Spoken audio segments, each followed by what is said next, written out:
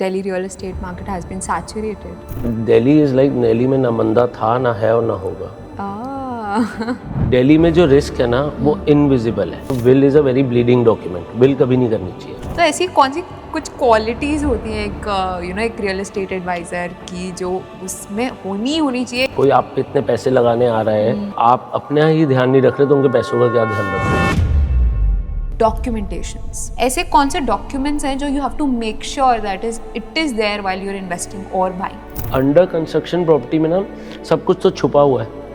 When you are going to buy, आपको वो एक सपना बेच रहे हैं कि ऐसे बन के मिलेगा. And how does one identify a scammer in an industry like that?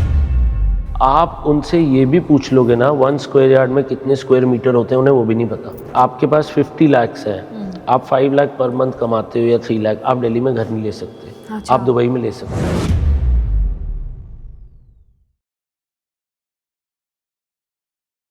Okay, then let's welcome the founder and owner of Lakshya Real Estate, Mr. Lakshya. Thank you so much, sir, for coming to the show and taking You're out your welcome. time. So, I'm so happy that you chose us and you chose taking out your time and coming here. Yeah, definitely. And I'm here to educate my buyers and every realtor buyer and every buyer out in Delhi who is just here to invest his hard-earned money. So my main motive is to educate them. I mean, exactly to start there, why you have taken your entire business around Delhi? Why not Gurgaon and Noida? Because that's most of the people where they're running towards, right? So what is the difference that you see today between the how real estate industry is working in Gurgaon, Noida, and in comparison to Delhi? So Gurgaon market is mostly high rise. 80% Gurgaon is high rise, 20% is low rise, whether it is DLF phase 1, 2, 3, South City 1, 2, 3 or Sushant Log. And vice versa, Delhi is only 10% high rise. Yeah. And 10% after I'm saying the development which is going on. Correct. And it's 90% low rise. Plot, villas, coties, factories, warehouses, commercial buildings, and moreover builder floors. And Delhi market is rather more powerful than Gurgaon Okay. in terms of investment, in terms of wealth, as compared to Gurgaon. Delhi market is more heavy. Okay. Yeah. Okay. Why do you say so? I'll tell you. See, Delhi has a generational wealth. It's filled with lots of bureaucrats, Correct. IAS officers, judges, and moreover, Delhi people don't buy for flip. They buy for family inheritance. Right. And they don't panic on price. Okay. You've Only- seen that in. Yeah. Okay. So in places like GK or Green Park or any Luton's Road, you can say Kasturba Gandhi Marg. So people don't rush. They don't panic. Only correction of price will be 5%. That's it. Growth is slow, but definitely it's a growth. But in Gurgaon, there is a panic mode Okay. when market turns upside down. So Delhi is not like that. But yet again, people feel that Gurgaon and this whole Haryana area is more structured than Huh. how complex it is, in Delhi and cluttered. So what do you have to say about that? Definitely, Gurgaon is more structured than Delhi. And Delhi में एक बात ये भी है कि Delhi में इतना land नहीं है, Okay. infinite नहीं है. It's finite land. There is a capex on height, Okay. on floor area ratio, and कितना आप बना सकते हो. So that's scarcity, and scarcity creates wealth Correct. and power also. Yeah. And structured ऐसे है कि एक सेट पैटर्न है. आप बिल्डर के पास जाते हो, आप डीएलएफ पे जाते हो या सिग्नेचर पे जाते हो, Right. They have a specific brochure. आप उस ब्रोशर पे आर्ग्यू नहीं कर सकते हो. They have a specific payment plan, they have a specific rate. आपको क्या मिलेगा, कैसे मिलेगा, आपको वो प्रोसेस फॉलो करना है. Okay. तो वो प्रोसेस आपको लगता है कि वो एक कस्टमाइज है और एक प्रोसेस फॉलो करना है, उसमें आप चेंजेस नहीं कर सकते हो. अच्छा. And Delhi every home has it history. अपनी फैमिली चेन है, पीछे की चेन है, फैमिली डिस्प्यूट्स है तो चेंज भी होती है, ठीक है। अपना पूरा उनका पेपर का एक अलग अलग, हर एक कॉलोनी का एक अपना सेट ऑफ पेपर्स है। कोई डीडीए से चलती है प्रॉपर्टी, किसी का बैक एंड एमसीडी से चलता है, किसी का एनडीएमसी से चलता है, किसी का एलएनडीयू से चलता है। सो वो चेन फॉलो करनी पड़ती है। तो आपको इस हिसाब से लगता है कि the Delhi real estate market has been saturated?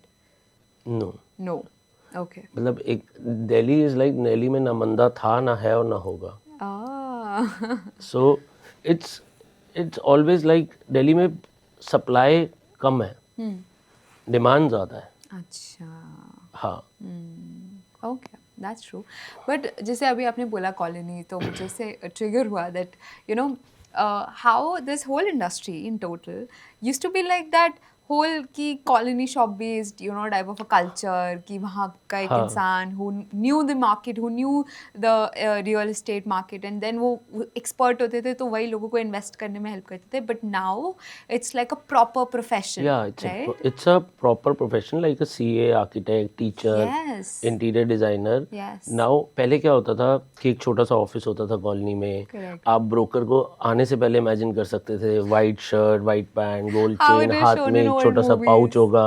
Yeah. But and office में you have one register, one Yeah. Pen and one phone. Yeah. उनका काम होता था सिर्फ बेचना, और पेपर पे भी इतना फोकस नहीं होता था। Paper by paper I means the documents, the legality, उस पे इतना फोकस नहीं होता था। But now things have changed. But अब आज के हिसाब से you have to, you don't ask what's your budget, you ask what's your goal. Yeah. कि आपका गोल क्या है, आप आने वाले 3-4 साल में क्या चाहते हो। आप इसी घर में रहना चाहते हो, आप इसको ट्रेड करना चाहते हो, आप अच्छा अगर आपने कोई कमर्शियल प्रॉपर्टी ली है तो क्या आप इसे रेंटल क्या एक्सपेक्ट करते हो, एंड आपने कोई प्रॉपर्टी अगर अंडर कंस्ट्रक्शन बुक करी है तो आप इसे कब ट्रेड करना चाहते हो। तब ये सब चीज़ें नहीं होती थी। So now things have change. Now it's like more of कि आप उनको, you are like their risk navigator, आप उनको रिस्क से भी बचाते हो। Correct. हाँ, अब सिर्फ प्रॉपर्टी दिलाने का काम नहीं, it's after sale services also. And I think even the investors have been too smart with it. हाँ, वेरी गुड। एंड नाउडेज इतना सोशल मीडिया और इतना सब है, and buyer is very intelligent. Very intelligent. पहले ऐसे नहीं होता था। पहले होता था मतलब deal done and you are away. और आपको बहुत नाइविटी दिखती थी क्लाइंटेल में, उन्हें पता ही नहीं होता था कुछ भी absolutely. And now you see real estate is so glamorised. And like we were talking about Gurgaon, Gurgaon is more over builder driven market. आपका रिलेशन जो जैसे जैसे बिल्डर ने स्ट्रक्चर किया वैसे चलेगा। Delhi is more over knowledge and relationship driven market. Correct. यहाँ relation बना के चलना पड़ेगा। ये रिलेशन से ही चलता है। आपको इनफैक्ट ये भी जानना पड़ेगा कि उस प्रॉपर्टी की कॉलोनी में क्या इमेज है। That's true. That's ground working आपको करनी करनी पड़ेगी। पड़ेगी। It's like a full PR that revolves around it. सो अब काम भी बढ़ गया है। एग्जैक्टली। तो मतलब जैसे हमने अभी डिस्कस भी किया, तो पहले क्या होता था कि ब्रोकर है, now you have these fancy words like a portfolio manager, real estate advisor, financial advisor. Exactly. तो this whole change in time in things. हाँ, एंड वो हुआ भी इसलिए है, see now we manage the whole capital. Correct. हमारे पास client आता है, सो ही हैज़ अ फंड, या मुझे कहीं से प्रॉपर्टी बेच के आया, फॉर एग्जांपल मुझे इस पार्ट का घर लेना है, ठीक है, ये पार्ट से मेरे को अपने बेटे को दुकान लेके देनी है या डॉटर को एक स्टूडियो खोल के देना है, ये पार्ट मैं चाहता हूँ कि मेरा कहीं ऐसी जगह इन्वेस्ट हो जाए जो मेरे और मेरे वाइफ के काम आए, और इस पार्ट से मुझे रेंटल चाहिए। सो वो पूरा पोर्टफोलियो मोर ओवर एक ही डीलर मैनेज करता है, एक ही आप कह सकते हो या रियल स्टेट पोर्टफोलियो मैनेजर वो मैनेज करता है। एंड अब सब ग्लोबल है, आपको अगर नॉलेज ठीक है और आपका कंट्रोल अच्छा है मार्केट में, तो आप बैठे बैठे उनको यहाँ से गोवा भी प्रॉपर्टी दिला सकते हैं। करेक्ट। हाँ, so now it's like, and you have to compare कि रेंटल यील्ड्स क्या आएगी, आप कब एग्जिट दे सकते हो उन्हें, किस टाइम पे एंट्री होनी चाहिए फ्लोर की। So it's not more over of a broker वाली बात नहीं है। नहीं है। हाँ। You know, you're like kind of navigating, as you said, them through your risk, to your future investment. I mean, this is the future of that particular पहले it person. Was like transaction facilitator, only सिर्फ आपकी transaction करानी है, काम Correct, खत्म। correct. Now अब ये भी होता है माइंड में कि क्या 5 इयर्स बाद ये क्लाइंट मुझे कॉल करेगा या मुझे इससे रेफरेंसेस मिलेंगी। सो इट्स, एंड क्लाइंट भी दिमाग में ये बात लेकर आता है कि now he is not just a broker, ये हर चीज़ इसी ने करनी है। आपने बताना है कि क्या लेना है, कहाँ लेना है, कैसे लेना है, वो सब आपने बताना है। तो अभी जैसे coming to the broker part, फिर वापस दिल्ली वाली मार्केट पे आते हैं. हाँ। तो पहले दिल्ली में broker was kind of an optional thing, right? हाँ अब इट्स लाइक मैंडेट. तो हाँ, why has that it's happened? Necessity. या it's a necessity. See Delhi is very complex. अच्छा. दिल्ली में जो रिस्क है ना वो इनविजिबल है, वो दिखता नहीं है। जैसे? जैसे Delhi has very layers of risk. Okay. आप अगर प्रॉपर्टी ले रहे हो, ठीक है, और डील हो गई है आपकी, ठीक है, एंड आपने डील करा दी है, बट आप ये नहीं बता सकते इसमें फ्यूचर कोई लिटिगेशन आएगी नहीं आएगी, वो आपका ब्रोकर बता सकता है। अच्छा. He has a control over that area, उसे पता है कि इसमें और कितने लीगल। मैं आपको एक एग्जांपल बताता हूँ। एक प्रॉपर्टी हमने बेची थी, सो उसमें क्या हुआ था, हमने वो प्रॉपर्टी, हमारे पास 3 ब्रदर्स आए, उन्होंने कहा ये प्रॉपर्टी आप हमारी बेच दो, ये हमारे पेपर्स हैं, ठीक है। तो हमने वो बाय विल मिली थी उन्हें, एंड मैं ऑफ द रिकॉर्ड या ऑन द रिकॉर्डिंग बात करता हूँ, will is a very bleeding document. Will कभी नहीं करनी चाहिए, will is always challengeable. Okay. ये डॉक्यूमेंट होना ही नहीं चाहिए विल, मतलब इट्स ऑफ नो यूज़। मतलब आपकी मदर अगर आपको विल करती है या XYZ कोई किसी को विल करता है तो बाकी लोग उसे क्लेम कर सकते हैं। ओह. It's challenging. ओके. और कोई तरीका नहीं है आपके पास प्रॉपर्टी देने का। अगर आप अलाइव हो और आप प्रॉपर्टी देना चाहते हो, और कोई तरीका नहीं। आप गिफ्ट डीड कर दोगे या रिलिंक्विश डीड कर दोगे तो वो आज ही प्रॉपर्टी मिल गई, बट आप चाहते हो कि फ्यूचर में मिले, तो उसके लिए एक ऑप्शन विल ही है। तो वो विल लेकर आए। उस विल में वो 5 ब्रदर्स थे, 3 उस विल के बेनिफिशियरी थे, अच्छा. बाकी 2 बेनिफिशियरी नहीं थे। तो हमने बोला सर ये विल तो चैलेंज हो जाएगी। कह रहे नहीं, आज 30 साल हो गए हमारे दोनों ब्रदर्स को, वो बात भी नहीं करने आए हमसे, वो नहीं आने वाले हैं। 1-2 लॉयर्स पे गए। So there is a difference between a lawyer and a deed writer. Okay. हाँ, डीड राइटर स्पेसिफिक प्रॉपर्टी के लिए होता है। लॉयर्स हैव मेनी वेज कि आप इसको न्यूज़पेपर में पब्लिश करा लो, आप इसे ऐसे कर लो, इतने टाइम में ये रूल आ गया है तो अब विल चैलेंज नहीं होगी। तो उन्होंने कहा ये विल चैलेंज नहीं होगी। So we founded at 2 persons. हम उन पे गए, हमने बात करी। दे वर वेटिंग कि ये घर बिके बने, हम चैलेंज करेंगे। सो ये रियल्टर को पता है। आज अगर मैं पंजाबी बाग बैठा हूँ और मेरे पास पीतमपुरा से कोई क्लाइंट आ रहा है, उसको यहाँ की हिस्ट्री नहीं पता है। और if I have a hold over greater Kailash and someone is coming to buy home, तो मुझे मतलब कहते हैं ना, एरिया का नस नस पता होना चाहिए। तो आपको लगता है कि इसमें साइकोलॉजी भी, डेमोग्राफिक्स और लोकेलिटीज हाँ, के हिसाब से रियल एस्टेट आई एडवाइजर मैं वी यूजली नोटिस सेलर क्या बोल रहा है और उससे हम लगा लेते हैं पता, मतलब इसके माइंड में क्या चल रहा है। सो बहुत ज़रूरी है एरिया, आपकी नॉलेज होना बहुत ज़रूरी है। एंड ब्रोकर ऑलवेज एसेंशियल है, इसलिए भी एसेंशियल है। पेपर वर्क दिल्ली में बहुत ज़्यादा, आप समझो एक न्यूसेंस टाइप है रजिस्ट्री कि चेन आपको कैसे मिली, फैमिली में डिवाइड कैसे हुआ, एक लीगल हायर रह गया, SMC बना नहीं बना, सर्वाइविंग मेंबर सर्टिफिकेट, उसमें कितने लीगल हायर्स हैं। फिर अगर आपकी कोई सिस्टर है या कोई है जिसको अभी तक कुछ मिला नहीं है, उससे आपने प्रॉपर्टी रिलिंक्विश करके अपने हिस्से में ली है नहीं ली है, ये सब बातें एक ब्रोकर के लिए। और दूसरी बात, हाँ ज़रूरी होती है। दूसरी बात एक चीज़ और है, दिल्ली में ना डील ज़्यादा इमोशन से होती है। अच्छा। सेलर माइंड में एक इमोशन लेके बैठता है, मुझे तो इतने पैसे चाहिए चाहिए, बायर, वो ईगो की लड़ाई ज़्यादा होती है। सो वो अलाइन करना भी एक ब्रोकर का काम है। गुड़गांव तो इट्स लाइक सिंपल ना, आप गए, आपने फ्लोर पसंद किया, आप डेवलपर के ऑफिस गए, वहाँ कुछ नहीं है, वहाँ आपका कोई इमोशंस नहीं है, यहाँ इमोशंस होते हैं।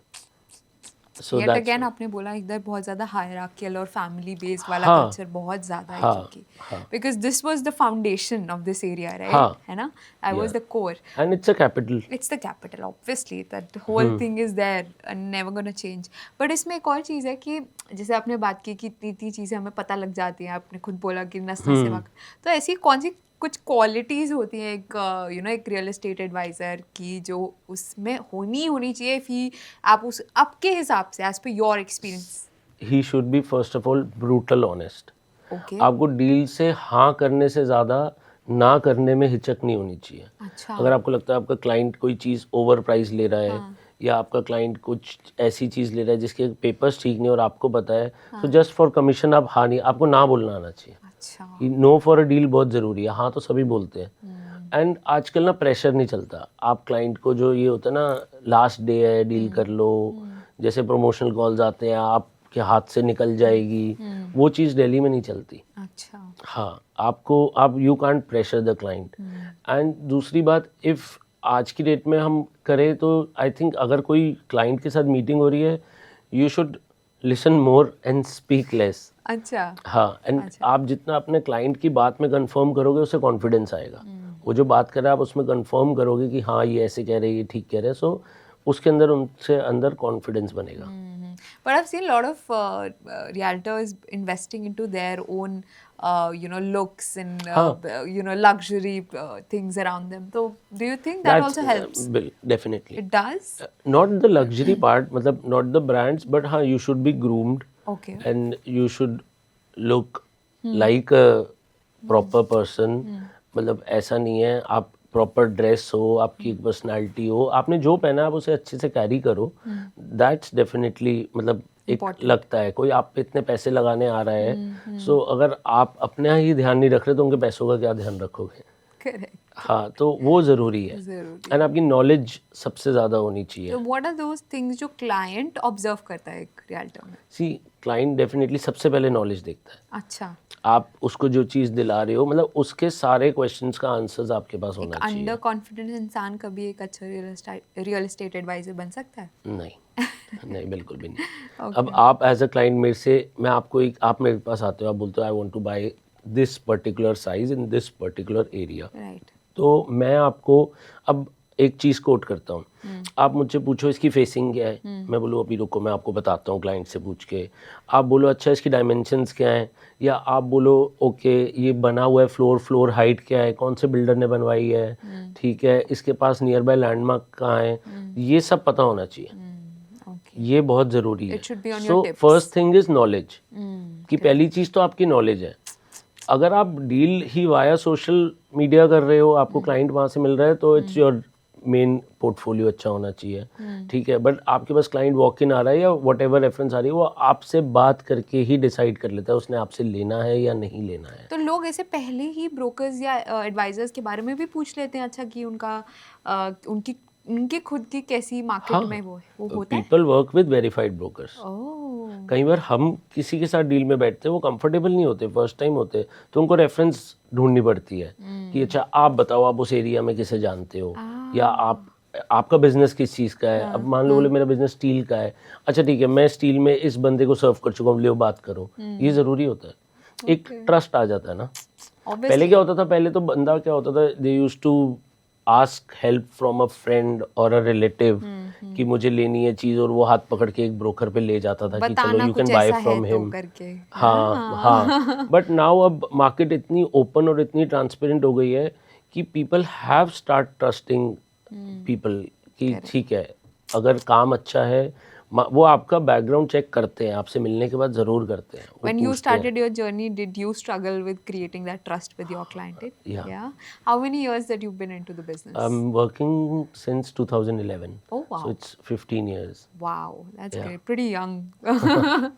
So that's one. But coming back to the Delhi market part, right? Because that's your expertise.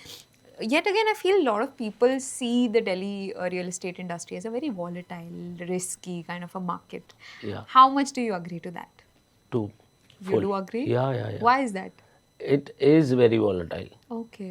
And because आप फॉर एग्जांपल आप कोई चीज़ लेने जा रहे हो, ठीक है, आपको नहीं पता वो डेमोलेशन एरिया में आएगी नहीं आएगी, ठीक है, एंड कल को प्रॉपर्टी के पास से मेट्रो निकलेगी नहीं निकलेगी। So it's a capital city, इसमें गवर्नमेंट की डेवलपमेंट इतनी हो रही है कि it is always a volatile. And मैंने पहले भी कहा, इन टर्म्स ऑफ चेंज सबसे ज़्यादा वॉलेटाइल है।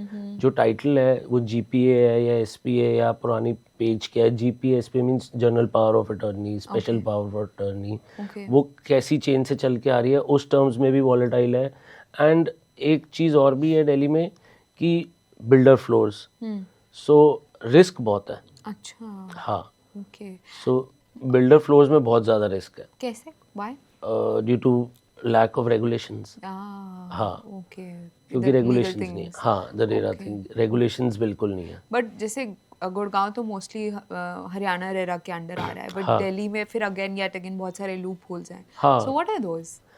Those are like, see, RERA is Real Estate Regulatory Authority. Yeah. So it says कि अगर आपका प्लॉट साइज 500 स्क्वायर मीटर से ज़्यादा है, which is 597 square yard approx, तो आपको रेरा चाहिए. या आपके यूनिट 8 से ज़्यादा है, ये यूनिट मीन्स 8 फ्लोर्स एक जगह पे, तो भी आपको रेरा चाहिए. Correct. सो 597 स्क्वायर यार्ड से नीचे तो ऑलमोस्ट 60% दिल्ली है. 100 गज का घर 200, 300, 400. और दिल्ली लो राइज है, उसमें हाइट का भी एक कैपेक्स है कि कौन से जोन में आता है. मास्टर प्लान के हिसाब से वहाँ हाई राइज बन सकता है, नहीं बन सकता है. तो आप 4 फ्लोर्स पे आ गए और आप 597 स्क्वायर यार्ड से नीचे आ गए, सो वो सब में रेरा नहीं है.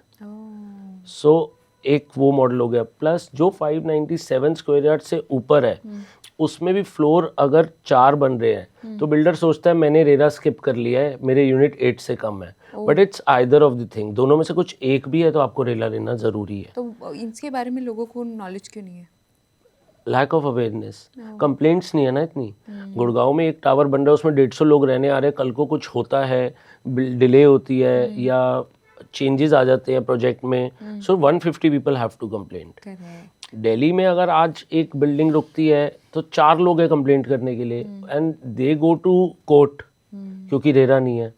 बिल्डर क्या करता है, आज एक 2000 गज का प्लॉट है तो उसको 500 स्क्वायर यार्ड के 4 प्लॉट में बांट के बनाएगा. सो वो सोचता है कि मैंने 597 से कम कर लिया है तो रेरा से मैं बच गया, और वो 4 अलग लोगों के नाम पे करा देगा अपनी फैमिली में. तो ओनरशिप भी अलग हो गई और फ्लोर 4 हो गए, तो उसको डेविएट कर देते हैं. फ्लोर को 8 से कम ले आते हैं, साइज को काट देते हैं छोटे प्लॉट्स में. सो दिल्ली में रेरा नहीं है, एंड हरियाणा रेरा में इट्स मोर स्ट्रिक्ट. सो यहाँ पे आप समझो कि your realtor is the seller, वही बोर्ड चला रहा है, मतलब रियल्टर इज रेरा. अगर वो he is well literate into this, very he should B ground, मतलब उसको स्ट्रीट स्मार्ट होना चाहिए. किताबी नहीं, उसको मतलब पता होना चाहिए सब कुछ A to Z. मैं तो बोलता भी हूँ कि RERA in Delhi means real estate responsible agent. वही आपका रेरा है. अच्छा. वाह. तो आपको लगता है, I mean how much percentage of these advisors in Delhi might be well literate of the fact of RERA? है लोगों को. हाँ, there are. Okay, with time this is evolving. हाँ. Okay. विद टाइम तो देखो चेंज होना ही पड़ेगा. अगर आप आज भी उसी प्रिंसिपल पे चलोगे, इफ समवन इज वर्किंग, मतलब मेरे से बड़े हैं और वो 80s से काम कर रहे हैं या 90s से काम कर रहे हैं, आज 40-45 ईयर्स के हैं या 50 ईयर्स के हैं, वो आज भी अगर उसी एथिक्स पे चल रहे हैं, तो लैक ऑफ इन्फॉर्मेशन आपको मार्केट से गायब कर देगी. आपको ऑन योर टोज रहना ही पड़ेगा. और अगर हम क्लाइंट पर्सपेक्टिव से बात करें, अगर कोई एक प्लॉट या बिल्डर फ्लोर खरीदने की कोई दिल्ली में सोचता है, what are the few things that they should take care of? Plot has a different story and builder floor has a different story. I'll just cut it into a part. अगर आप plot लेने जाते हो तो आपको आपकी facing के preference का प्लॉट मिलना चाहिए. अच्छा. For example people mostly prefer east facing, then north, then west, हाँ, देन साउथ. लोग लास्ट में साउथ को प्रेफर करते हैं, एंड साउथ, एंड अगर कोई टी पॉइंट है तो साउथ के टी को उससे भी एंड में प्रेफर करते हैं. प्लस आप अगर कोई प्लॉट लेने जा रहे हो, सबसे पहले तो लोकेशन है ना, कि आपको आपके मतलब की लोकेशन मिलती है कि नहीं. School, hospital should be few metres, बिल्कुल ही घर के सामने ना हो. आप रोज ट्रैफिक ही देखोगे अगर आपके घर के बिल्कुल सामने या साइड में स्कूल है तो. सो सबसे पहले पीछे सर्विस लेन भी होनी चाहिए, एंड ये चीज़ मैंडेटरी है. फिर उसके बाद आ जाते हैं पेपर वर्क पे. आपका प्लॉट फ्री होल्ड होना चाहिए. लीज होल्ड पहले प्रॉपर्टीज़ होती थी, बाद में वो परपेचुअल लीज डीड बनती थी. फिर जो जैसे DDA की प्रॉपर्टी होती थी वो बाद में कन्वेंस डीड करा के फ्री होल्ड होती थी. और अगर आपने प्लॉट किसी से फ्री होल्ड खरीदा भी है एंड वो पिछली चेन में लीज होल्ड था और वो फ्री होल्ड होकर आया है, तो उसके बीच के भी डॉक्यूमेंट्स आपके पास होने चाहिए. फॉर एग्जांपल पहले होता था लीज होल्ड प्रॉपर्टी अगर बिना फ्री होल्ड हुए बिकी है, then people use to do an agreement to sell, GPA, SPA, will, ये चारों डॉक्यूमेंट होते थे जब बिकेगा. तो वो उसके बाद आपके पास जहाँ से अलॉट हुआ है, अलॉटमेंट लेटर, पोजेशन लेटर, आपकी प्रॉपर्टी पे कोई लिटिगेशन ना हो, कोई लोन ना हो, पहले कभी कोई फैमिली डिस्प्यूट रहा है, जैसे कई फैमिलीज में होता है, दिल्ली की चेन में होता है, मोस्टली होता है, तो आपके पास अगर उसकी कोर्ट क्लियरेंस है तो आपके पास वो कोर्ट का नोटिस हो, Correct. वो जजमेंट आपके पास हो, कल को आपको कोई आके क्लेम ना करे, वो प्रॉपर्टी पहले किसी को ना बिकी हो, बहुत सारी चीज़ें हैं ध्यान रखने के लिए। बट आपको हाँ। लगता है कि ये जो छोटे छोटे पार्ट्स का अगर कोई शॉर्ट रन में इग्नोर कर देता है तो लॉन्गर रन पे उसे क्या क्या प्रॉब्लम्स आ सकती है? बहुत सारी, आपके तो मतलब करोड़ों पैसे हैं। ओह, हाँ, ओके। मतलब आप ओनर होके भी ओनर नहीं हो फिर प्लॉट के। एंड मेनली वैसे भी बायर आजकल मेंटल पीस चाहता है। मैंने देखा है पीपल आर रेडी टू पे मार्केट से 5% एक्स्ट्रा। मैं नहीं कह रहा कोई 5 के आपको 8 दे देगा, आपको 5 के 5.25 मिल जाएंगे, 5-10 मिल जाएंगे, उनको हैसल नहीं चाहिए, उनको क्लैरिटी चाहिए, मेंटल पीस चाहिए। और ऐसी जब आप फ्लोर खरीदते हो, आप बिल्डर फ्लोर खरीदने जाते हो तो उसके लिए आपको बहुत सारी चीज़ें देखनी पड़ती है कि अब पहले फ्लोर की हाइट 15 मीटर्स होती थी, अच्छा। Now it has increase to 17.5, तो आपको हाइट अच्छी मिल गई है। तो अगर आप कोई न्यू फ्लोर लेने जा रहे हो तो पुराने फ्लोर न्यू ओल्ड हाइट वाले भी मिल रहे हैं। अच्छा। सो आपको मेक श्योर करना चाहिए आप न्यू हाइट का फ्लोर ले रहे हो, आपको आपकी मर्जी का फ्लोर मिल रहा है। प्लस आपका जो भी बिल्डिंग में लैंड राइट है, अगर आप 4 फ्लोर्स है उस बिल्डिंग में, उससे ज़्यादा नहीं है तो 25% आपको लैंड शेयर मिलना चाहिए। ओह, हाँ, वो आपका राइट है, ना 20 ना 18, 25। ओके। अगर उसमें बेसमेंट है तो बेसमेंट को आजकल 10% राइट मिलता है, तो आपका 22.5 हो जाता है। अच्छा। हाँ, और आपको स्ट्रीट, आपकी जो मेन दिल्ली में सबसे ज़्यादा लड़ाई पार्किंग की है, हाँ, लोग एक दूसरे को मार देते हैं। तो आपकी पार्किंग डिफाइन होनी चाहिए, आपको उसमें 25% शेयर मिलना चाहिए अपनी स्टिल्ट में, और आपको पता होना चाहिए मेरी गाड़ी यहाँ लगनी है। करेक्ट। हाँ, वो मोस्टली बड़े साइज़ में पॉसिबल होता है, अबव 300 स्क्वायर यार्ड, छोटे में तो नहीं हो पाता है, बट ज़रूर डिफाइन करनी चाहिए आपको अपनी पार्किंग, क्योंकि ऐसा ना हो आप रात को सो रहे हो और नीचे झगड़े हो रहे हैं, आपका मेंटल पीस ज़रूरी है। जरूरी है। तो बिल्डर फ्लोर में भी ये सारी चीज़ें ध्यान रखनी है। सब बिल्डर का काम, आप जिस बिल्डर से माल ले रहे हो, जिससे चीज़ ले रहे हो, आप उसको वेरीफाई करो, उसकी बनाई हुई चीज़ें पहले देखो, उसने जो डिलीवर किया उन लोगों से भी मिलो। अच्छा। हाँ, आपको सब पता लग जाएगा।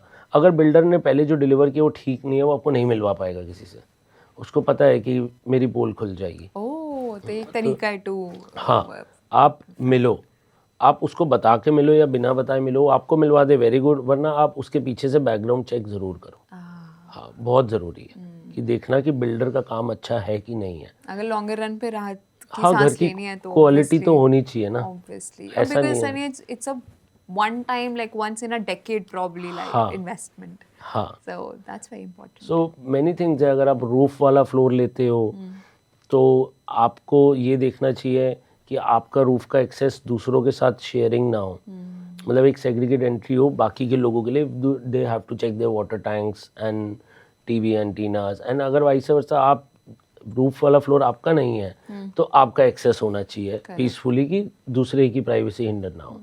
ये सब चीज़ें बहुत मैटर करती हैं। And if you are also thinking of investing, you can put your comments, so would happily respond to your free queries. Consultancy. Yeah.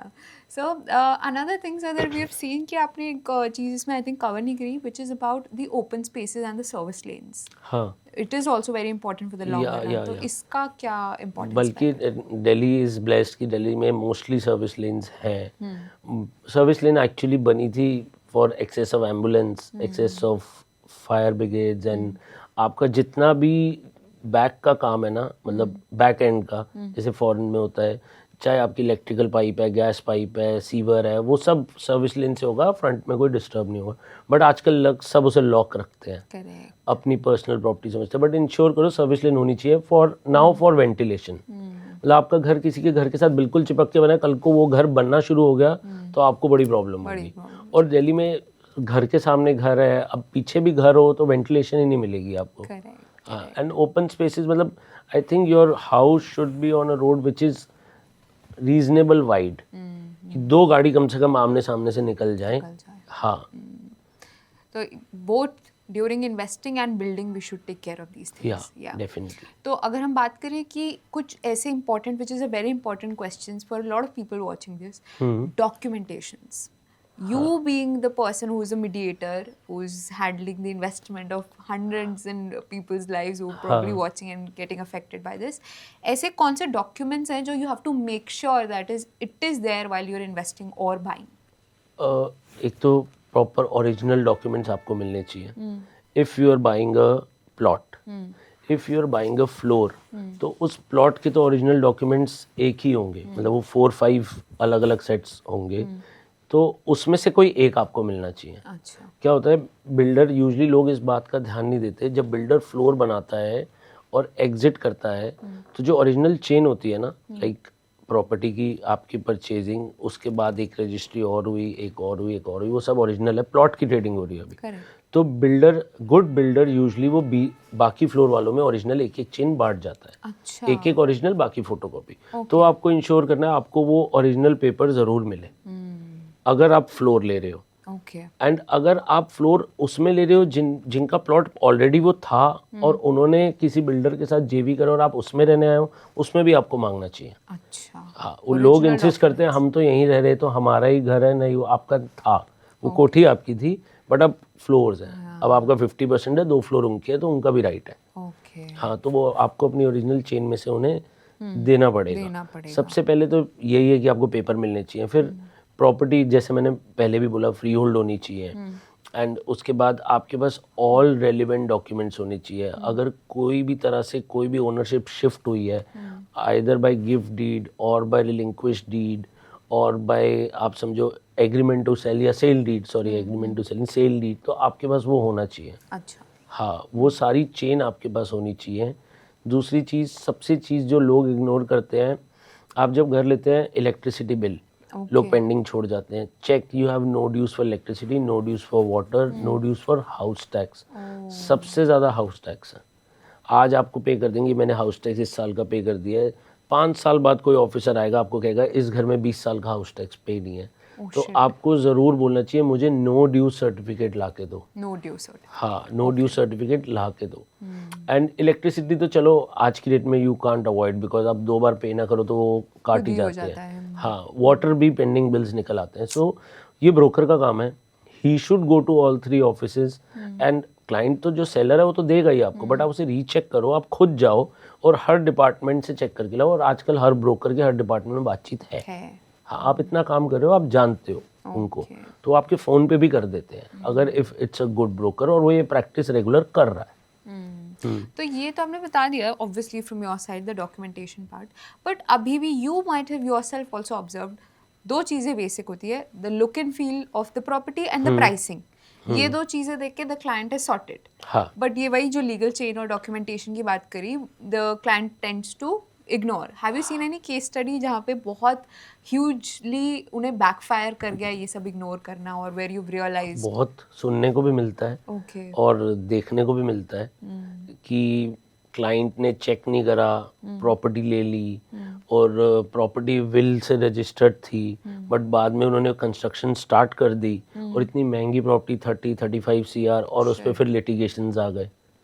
तो वो चेक करना ज़रूरी होता है बहुत। ये तो बहुत बहुत केसेस होते हैं। वही, क्योंकि रेरा नहीं है, RERA is like a fast track court, आप जल्दी जा सकते हो, उस पर काम कर सकते हो। एंड यहाँ फिर कोर्ट्स अलग हैं। एंड डू यू थिंक कि बहुत टाइम डेलिबरेटली जो एडवाइजर है या जो ब्रोकर है, he tends to ignore of all of these facts? Some do. They do? हाँ, दे डू। ओके। मतलब जस्ट फॉर द कि बस डील हो जाए, कि कैसे भी हो डील हो जाए। And how does one identify a scammer in an industry like that? वैसे तो आपको पता लग ही जाता है बात करके, but market reputation, Okay, one of the key factors. हाँ, मतलब जो ब्रोकर है उसकी मेन प्रॉपर्टी उसकी रेपुटेशन है। Okay. कि आपकी गुडविल, आपकी रेपुटेशन, आपको अपने ब्रोकर को भी, मतलब I am also real estate broker, back check करना चाहिए बैकग्राउंड, कि कहीं उसने कभी गलत तो नहीं किया किसी के साथ, ठीक है, या उसको काम की नॉलेज भी है, या जैसे आपने कहा स्कैमर, कहीं पहले ऐसा कोई इंसिडेंट तो नहीं हुआ। That's तो ये homework is something that comes from the buyer end. हाँ, आजकल तो गूगल रिव्यूज और इतना कुछ आ गया, सब कुछ इतना ओपन है, आप किसी के साथ करके तो देखो। all of these things, no, today that is also a problem. हाँ, बिल्कुल ठीक बात है। Yeah, बट आपको उस एरिया में पता करोगे पता लग जाएगा, हाँ, ठीक। आप पूछोगे पता लग जाएगा। और इस ये तो बात हो गई the plot and the builder flaws. What about the under construction properties? तो उससे कंस्ट्रक्शन लिंक पेमेंट्स और उसकी टेक्निकलिटीज दैट इज वेरी, मतलब वो तो बहुत ज़्यादा कॉम्प्लेक्स है, उसमें बहुत लूप होल्स हैं। ओके। अंडर कंस्ट्रक्शन प्रॉपर्टी में ना सब कुछ तो छुपा हुआ है। हाँ। आप when you are going to buy, आपको वो एक सपना बेच रहे हैं कि ऐसे बन के मिलेगा, और रेरा है नहीं। तो बिल्डर की रेपुटेशन बहुत अच्छी होनी चाहिए। प्लस आपको अंडर कंस्ट्रक्शन प्रॉपर्टी में ना कभी भी बिल्डर को अपफ्रंट पेमेंट मत दो, अनलेस आप उसको जानते नहीं हो, या उसकी रेपुटेशन बहुत ही सॉलिड है, या आपका जो ब्रोकर है वो आपको इतना, आप उसके साथ काम कर चुके हो, या आपको इतना बिलीफ है कि ये जो कह रहा है सच कह रहा होगा। क्योंकि आपका पैसा उस प्रोजेक्ट में लगना भी है, नहीं लगना, कहीं और यूज होना है, एंड आप उसको पैसे कंस्ट्रक्शन लिंक दो। एक एग्जांपल बता देता हूँ, लाइक पीपल पे 25% अपफ्रंट, 25% आफ्टर द 4 फ्लोर्स का आपका स्ट्रक्चर हो गया है, लेंटर सारे हो गए हैं, and 25% after marble and POP is done, and rest 25 we break into a split कि 15 आपने बिल्कुल 95% पे दे दिया जब घर लग रहा है आपको, सफाई चल रही है, चमक रहा है, और बाकी का रजिस्ट्री वाले दिन पेमेंट ऐसे ही देनी चाहिए। अच्छा, हाँ, वो आपका 25% लेके आपके साथ गलत नहीं करेगा। अच्छा, हाँ, so this is a आप उसको smartness we can- लोग 80% 90% देते हैं। मैं मानता हूँ उनको प्राइस डिस्काउंट भी मिलता है, मैं भी दिलवाता हूँ अपने क्लाइंट्स को कि 80% अपफ्रंट दे दो या 70 दे दो, आपको डिस्काउंट अच्छा मिलेगा। बट वहीं जहाँ अगर हम लाइबल है, मतलब हम रिस्पॉन्सिबल है कि बिल्डर अच्छा है, बिल्डर इज लाइक कि अगर पार्टी ने हल्का सा भी कुछ बोला, so he will say take your money back, I am not interested in your money. So उस केसेस में, बट फॉर अ लेमैन आपको हमेशा कंस्ट्रक्शन लिंक प्लान में जाना चाहिए, और आपको बिल्डर से एनेक्शर जरूर साइन कराना। So what about the strong detailed agreement and a proper annexure? उसका कितना बड़ा रोल होता है? उसका आप समझ लो 110% रोल होता है, 100 भी नहीं होता।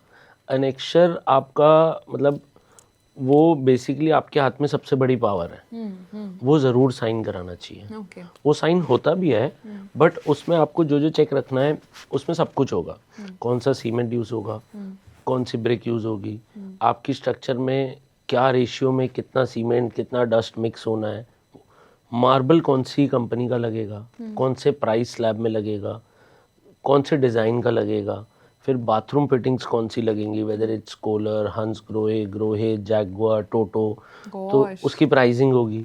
सो हाँ, वो होना चाहिए, बहुत डिटेल में होता है। वायरिंग कौन सी होगी, वेदर इट्स हैवेल्स और फिनोलेक्स और एनी सिमिलर कंपनी, एंड आपकी प्लम्बिंग की फिटिंग्स कौन सी होंगी, आपकी WC, आपका बेसन, आपकी किचन में हार्डवेयर लगेगा, हेटिक का लगेगा, डोर्स कौन सी कंपनी के लगेंगे, वुड कौन सी यूज़ होगा, आपका जो दरवाज़ा है वो उसमें कौन सा वुड यूज़ होगा, लाइट्स पैनासोनिक है, फिलिप्स है, ये ज़रूर लिखवाना चाहिए, एंड प्राइस कैप के साथ।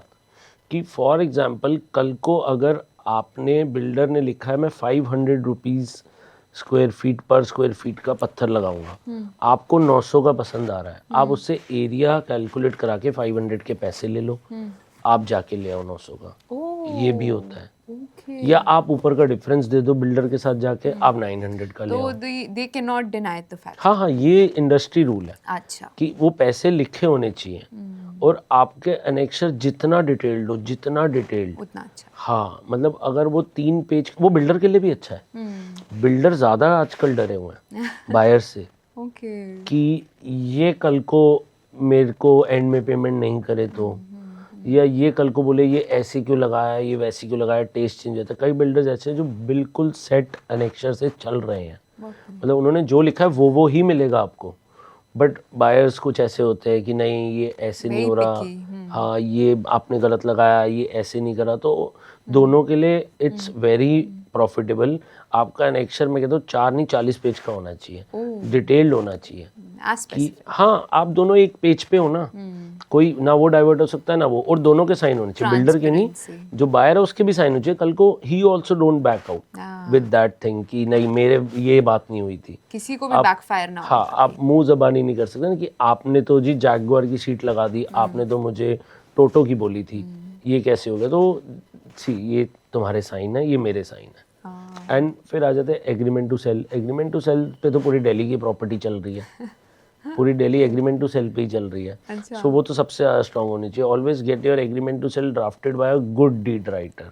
दिल्ली में टॉप के कुछ 5-6 गुड डीड राइटर हैं, उन्हीं से कराओ। वो they charge you because they have the knowledge ज़्यादा, बट इस चीज़ में कंजूसी मत करो। Okay, a good deed writer is very हाँ, important. Very important. Okay. And आपके एग्रीमेंट टू सेल में सारे पॉइंट्स कवर होने चाहिए कि बिल्डर आपको किस टाइम पे घर देगा, आपको पता होना चाहिए, आपको घर मिलेगा कब। बिल्डर क्या, आप किसी पार्टी से कोई घर भी खरीद रहे हैं, रेडी टू शिफ्ट भी है, वो आपको कब तक मिलेगा, ठीक है। वो इंश्योर करता है उसमें कि इसमें कोई लीगल केसेस नहीं है, इसमें कोई बैंक लोन नहीं है बैंक लोन तो बैंक लोन मेंशन होना चाहिए कि कौन सा बैंक लोन है, कितने का बैंक लोन है, कौन से बैंक से है, और वो कब तक उसे आपको वेव ऑफ करके देंगे, ये भी लिखा होना चाहिए। So that both of the parties are ready for everything and anything. हाँ, एंड आप उनको house tax, electricity, water, gas, pipeline, ये सब क्लियर करा के देंगे। Okay. हाँ, सब लिखना चाहिए। आपका लैंड शेयर कितना है, कल को बिल्डिंग गिर जाती है तो आपका लैंड शेयर ही काम आता है कि आपका लैंड में शेयर है, Correct. ठीक है। आपकी पार्किंग कौन सी है, और आपको घर कितने टाइम में मिलेगा, आपको क्या क्या पेपर के सेट मिलेंगे, ये सब एग्रीमेंट टू सेल है। So it's a bridge between buying, deal करना और डील फिनिश होने के बीच का जो है वो एग्रीमेंट टू सेल है। एग्रीमेंट है, और इसमें this has to be made sure by the realtor. हाँ, रियल्टर ही आपको डीड राइटर से इंट्रोड्यूस कराता है। ओके। अगर आपको खुद को भी पता है, यू मतलब बायर इतना इंफॉर्मेटिव है कि उसको पता है तो ठीक है, बट रियल्टर्स को पता होता है और उसी को ये मेक श्योर करना है। आप तो डीड राइटर को एक बार आपने मिल लिया, समझा दिया, आप जो बोलोगे वो ऐड कर देंगे। इफ़ यू आर वर्किंग, मतलब कई डीड राइटर ऐसे हैं, वो आपको अगर पर्सनली जानते हैं या आप उनको अपना इंटरेस्ट बताओगे, वो उसमें चीज़ें ऐसी ऐड कर देंगे विच सेव्स यू। बट रियल्टर का काम है, अगर आप बेसिक भी किसी से काम कर रहे हो तो उसमें क्या क्या ऐड कराना है, ओके। कहाँ कहाँ आपका स्ट्रॉन्ग पॉइंट है, कहाँ कहाँ आपने अपनी पार्टी आपकी वीक पड़ रही है, आपने उन्हें कहाँ स्ट्रॉन्ग करना है, ओके। ये काम रियल्टर का है।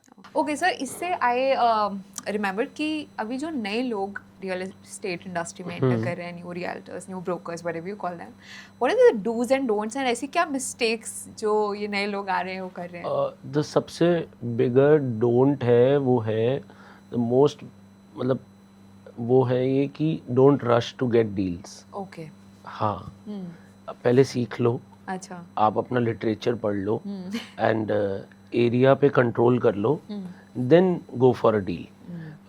लोग क्या करते हैं कि आज रियल्टर बने, शाम को प्रॉपर्टी बेचना शुरू हो गए, correct. And they post on their, आजकल आपको पता ही है, आप एक माइक इज़ ओपन, समथिंग, सब कुछ खुला है, आप कहीं पे कुछ भी पोस्ट कर सकते हैं। हाँ। सो क्या करते हैं कि आज फ़ोन लिया, डील डाल दी, भाई ये प्रॉपर्टी आ रही है दिल्ली की, अगली गुड़गांव की डाल दी, 15 मिनट बाद नोएडा की डाल दी, रात तक गोवा की डाल दी और सुबह दुबई पहुंच जाते हैं ओह गॉड। कि जो बता रहा है हाँ। वो हम कर लेते हैं। एंड सेलर, देखो, seller inventory is very much available, आपके पास बायर्स होना चाहिए, बायर्स मार्केट, बायर जिसके पास बायर है ही इज़ अ विनर। तो आपको इन्वेंट्री तो कहीं से भी मिल जाएगी, आप उसे डाल देते हो, एंड फिर क्लाइंट आपको कॉल करता है, अगर आपकी रेफरेंस में है या आपको क्लाइंट मिल भी जाता है बाय सोशल मीडिया या बाय रेफरेंस, क्योंकि आप काम कर रहे हो, आप 10 लोगों को बताते हो, आपको रीच करते हैं, Correct. तो वो जब आपसे पूछते हैं एक प्रॉपर्टी के बारे में कि अच्छा इसका प्राइस क्या होगा, ठीक है, चलो आपने प्राइस बता दिया, अच्छा लास्ट प्रॉपर्टी इस लेन में कितने की बिकी थी, आप बोलो आपको क्ल्यू नहीं है, अच्छा इस प्रॉपर्टी की फेसिंग क्या है, आप बोलते हो ओके लेट मी चेक, मैं आपको कॉल बैक करता हूँ, दैट्स वेरी एम्बैरेसिंग।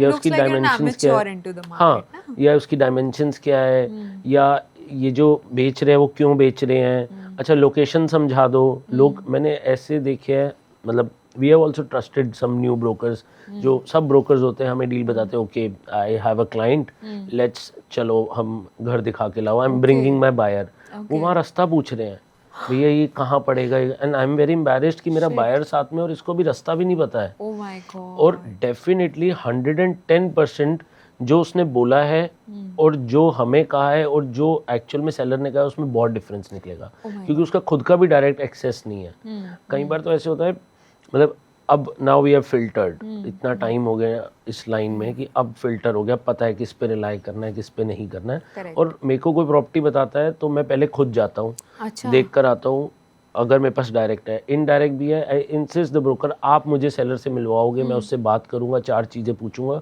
तो मैं पिच करूंगा, वरना मैं नहीं करूंगा, चाहे वो ना बिके। मतलब कई लोग डरते हैं कि डायरेक्ट ना कर ले, ये सब ना कर ले, ठीक है, मिलवाते नहीं है, बट आई इंसिस्ट कि मुझे मिलवाओगे, योर प्रॉपर्टी इज योर्स, ठीक है, वो इन्वेंट्री आप ही के थ्रू होगी, but I will recheck for my buyer, मेरे बायर का टाइम ना वेस्ट हो, ठीक है। फैक्ट्स फिगर्स टोटली चेंज हो जाते हैं, That helps you gain the authenticity as हाँ, well. एंड इट मतलब टाइम बचता है, Obviously. And time is money. Yeah. और आप कई बार तो ऐसा होता है, आप और मल्टीपल चेन्स में इतने ब्रोकर होते हैं, उनको किसी ने बताया, उन्होंने आगे पूछा भी नहीं कि यू हैव डायरेक्ट Okay. या आपके आगे भी ब्रोकर है। सो आप एक स्टार्टिंग डेज की बात बता रहा हूँ, हम गए, बायर को लेके गए, आगे एक और ब्रोकर, आगे एक और ब्रोकर, वहाँ 13 गाड़ियाँ आ गई ब्रोकर्स की, उसके बाद थे उनके पास inventory.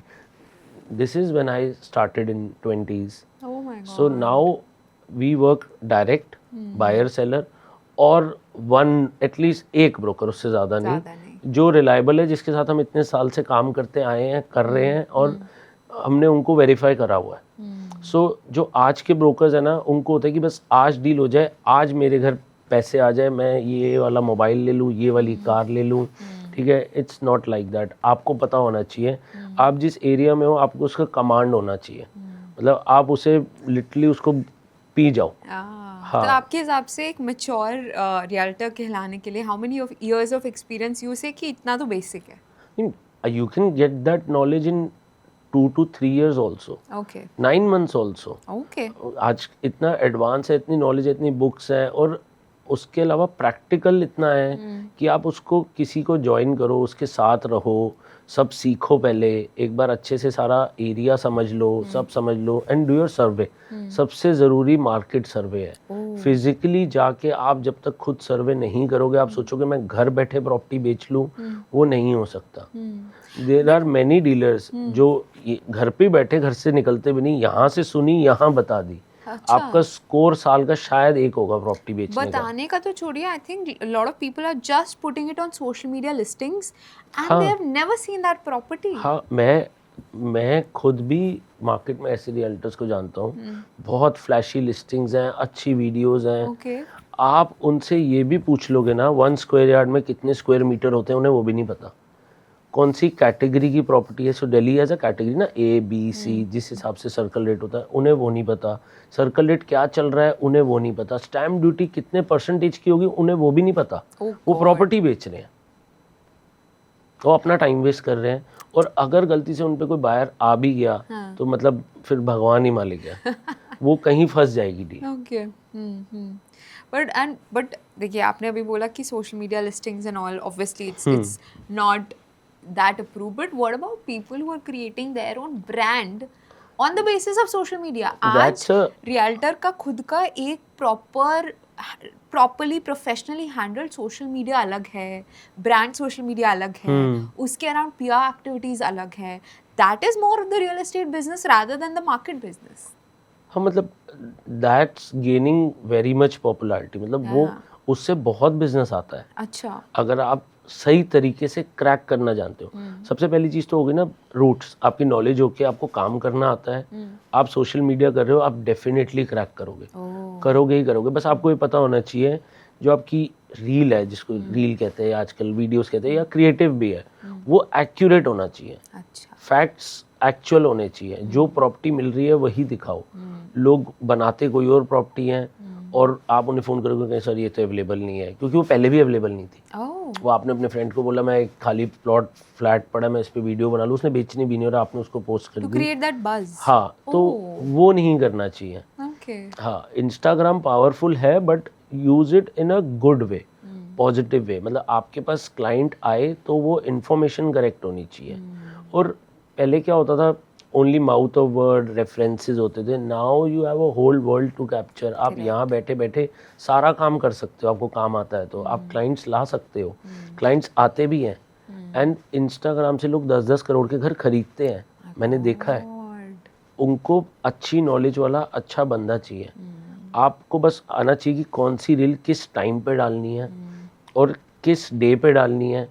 Like we usually post, आप समझो Monday to mostly Thursday Friday. Okay. Saturday Sunday off होता है ना, लोग उस टाइम आते हैं।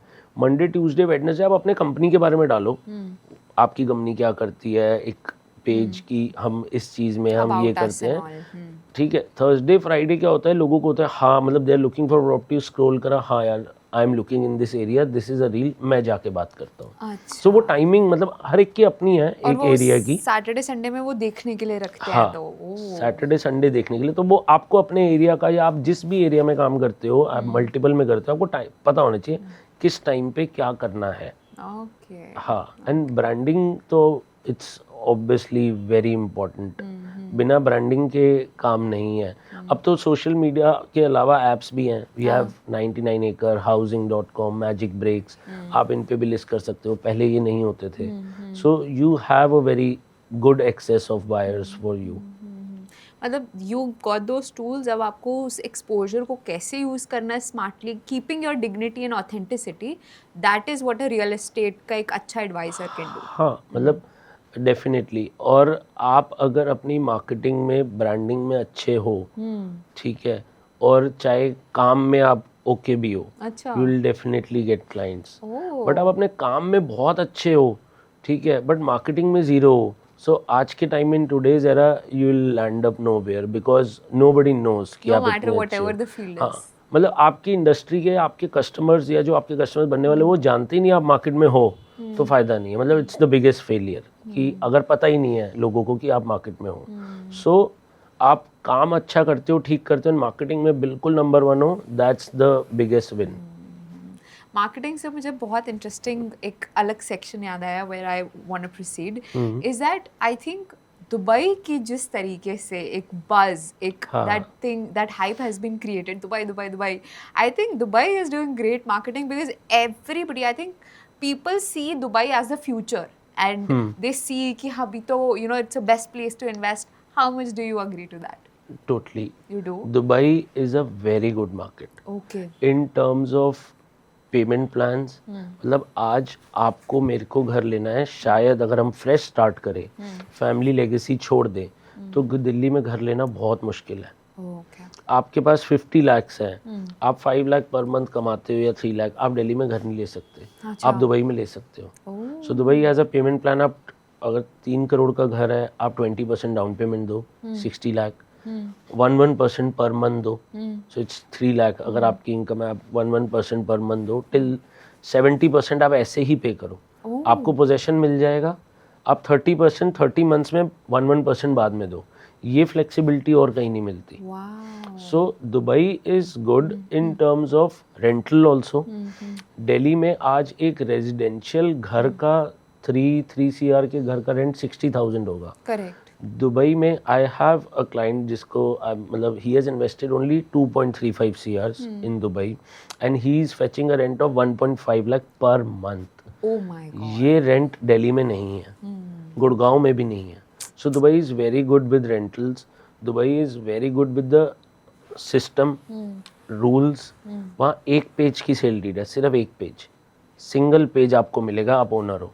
कोई बैक चेन नहीं, क्योंकि वो कहता है हमारी प्रॉपर्टीज में कोई डिस्प्यूट ही नहीं है ना। अगर इसमें बनना शुरू हुआ है तो बैक डिस्प्यूट तो है ही नहीं। एंड आप पता है रजिस्ट्री ऑफिस मॉल्स में है, अच्छा। प्राइवेटाइजेशन है। मैं खुद रजिस्ट्री कराने एक मॉल में गया था, वहाँ ऑफिस बना हुआ था। इसे कहते हैं स्ट्रक्चर्ड। हाँ, so Dubai is like that. हाँ, दुबई में ना रीसेल नहीं है।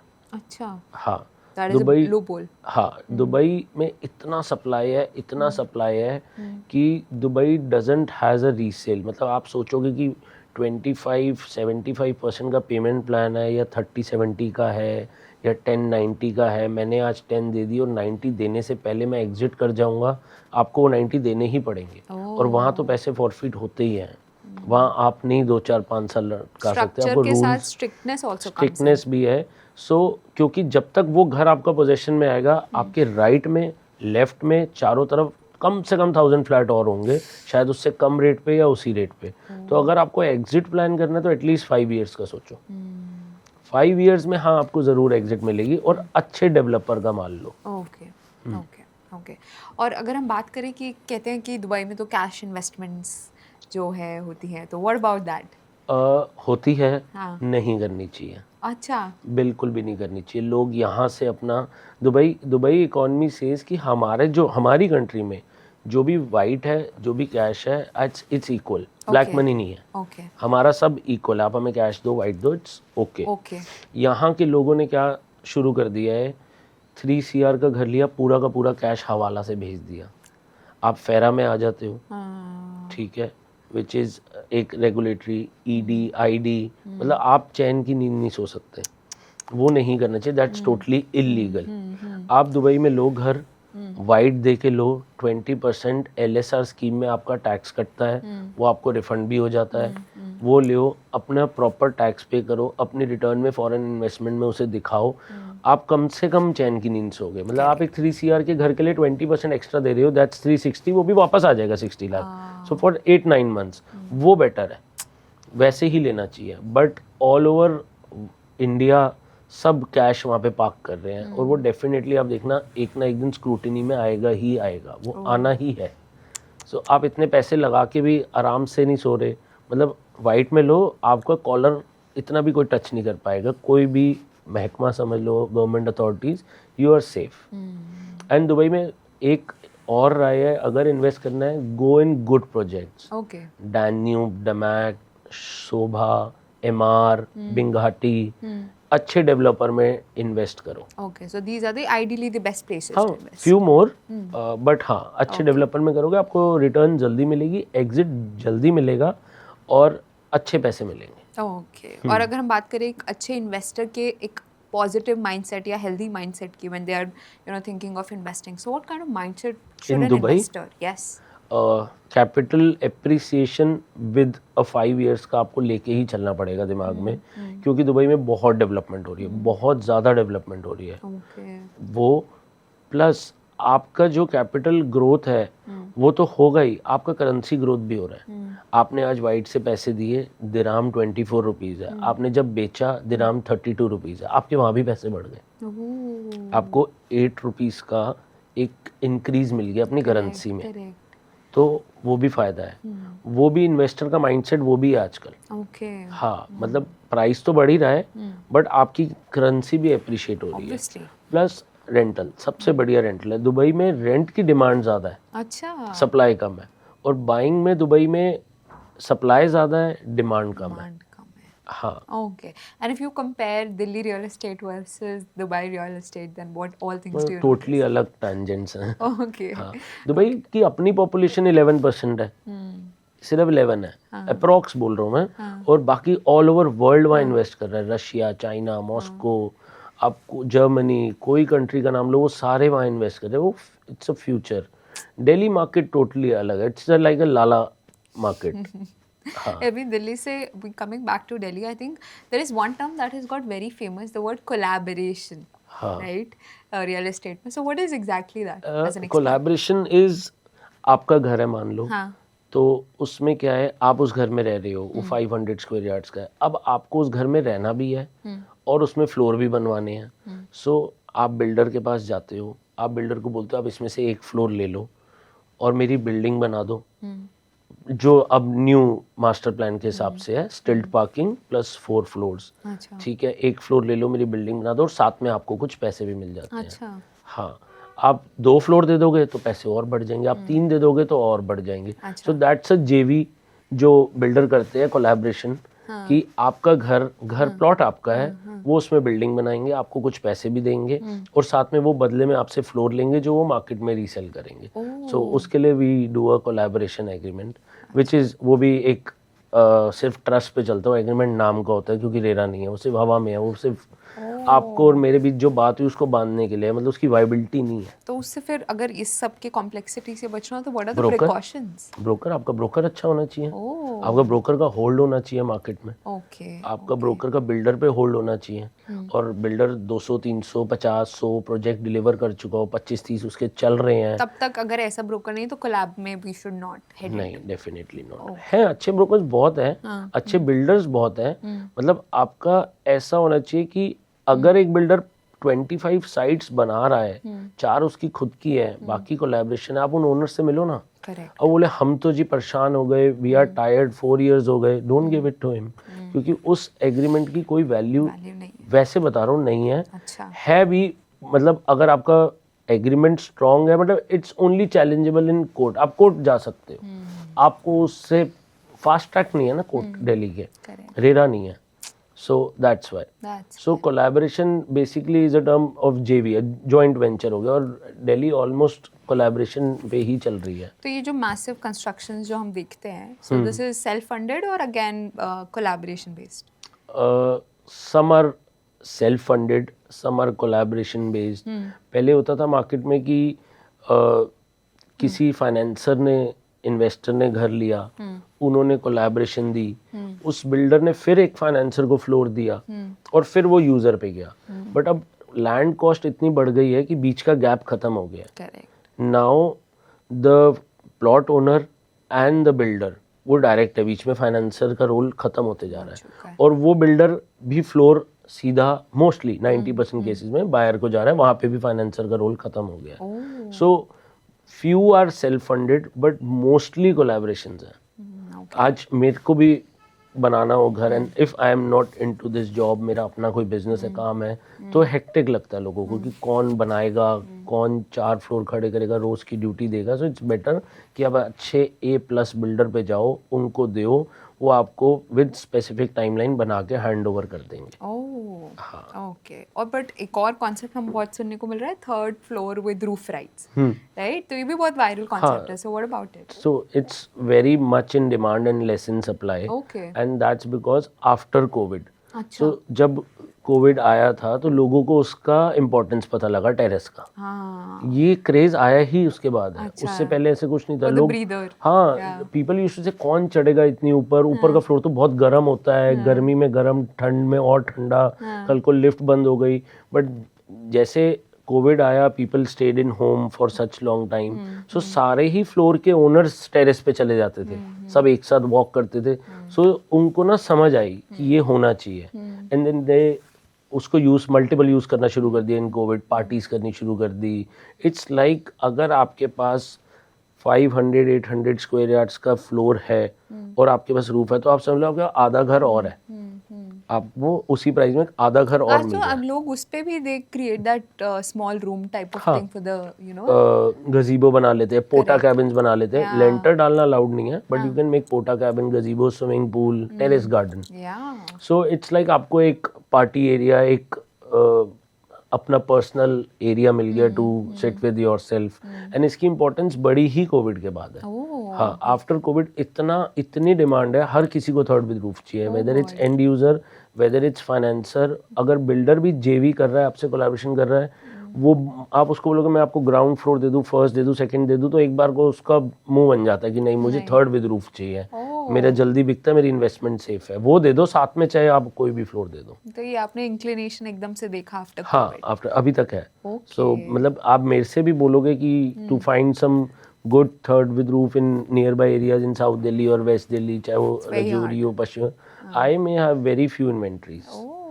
हाँ, मैं आपको ऐसे दे सकता हूँ कि हाँ ये कोठी है, ये बिकने वाली है, ये टूटेगी तो मैं आपको दूंगा, आप बुक कर लो. मतलब very preliminary stage. But I have back to back so many questions with you, and I feel it's an unending conversation, right? Yeah. I mean, ये दिखने में it's like one industry, but yet again it's so huge, right? And I think ये conversation it's unending. So I believe कि इसका कोई end नहीं है, and the kind of knowledge that you just imparted is priceless, right? Not only for a realtor or a buyer, but also somebody who wants to learn about this industry. So I would say कि I have more questions. I'm sure the audience also has a lot of questions, and we should get onto a part. Yeah, we'll definitely answer all the questions which haven't been asked yet. Yes, because अभी भी मुझे लगता है अभी भी हमें इतनी सारी चीजें टैप करनी है जो शायद अभी हमने नहीं करी. This is only the 10% we have done. Correct. So, but I am so grateful that from the trending concept to what is collab to what is a realtor is doing to what they should not do, you covered it all for us. And I mean, the just layman भाषा से आपने you made it. हाँ, that's easy to understand. Exactly. मेरे को लगता है जो इस इंडस्ट्री से नहीं है, like me, मैं आपकी पहली ऑडियंस हूँ, but I could understand everything. So thank you so much. You're welcome. And you took your time और हर चीज़ एक इतने पेशेंस के साथ समझाना is not so easy to somebody who is not from the industry. So thank you for your time and thank you for You're coming to the welcome. show. So that's it, guys. This episode was 100% about the core of Delhi and then also tapping to Dubai. अगर आपने ये पूरा episode देखा and if you have any doubts related to it, do comment and we would love to answer it. That's it for today. Subscribe to our channel and do comment below. Thank you.